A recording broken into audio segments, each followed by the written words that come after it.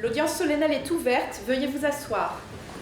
10h30 ce matin, l'audience solennelle du tribunal judiciaire de Dunkerque s'ouvre moins d'une heure après la démission du gouvernement de Sébastien Lecornu.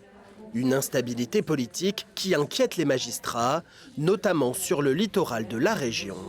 C'est évidemment une situation qui nous préoccupe institutionnellement parlant, dans la mesure où on nous annonce des évolutions dans notre ressort, sur notre territoire, que ce soit la réindustrialisation qui va amener une expansion démographique, que ce soit la création d'un centre de rétention administrative qui va amener un nouveau contentieux.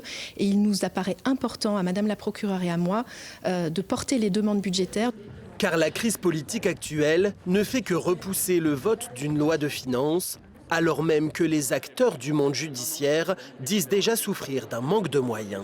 On a effectivement des difficultés au barreau de Dunkerque. Les parties civiles doivent attendre extrêmement longtemps avant que des dossiers complexes puissent être traités. Il y a 2 juges d'instruction. Chaque juge d'instruction a environ 150 dossiers à traiter, 150 dossiers par an, alors que la moyenne nationale est de l'ordre de 80-90.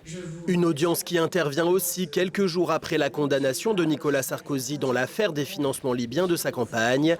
Décision de justice largement commentée depuis.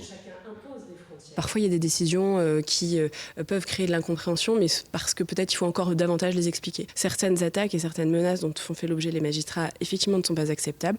Je souhaite ne pas le généraliser et me dire que, voilà, à la force de notre travail et de notre engagement, on convainc de l'intérêt de ce que nous faisons et vraiment de l'application qu'on y met.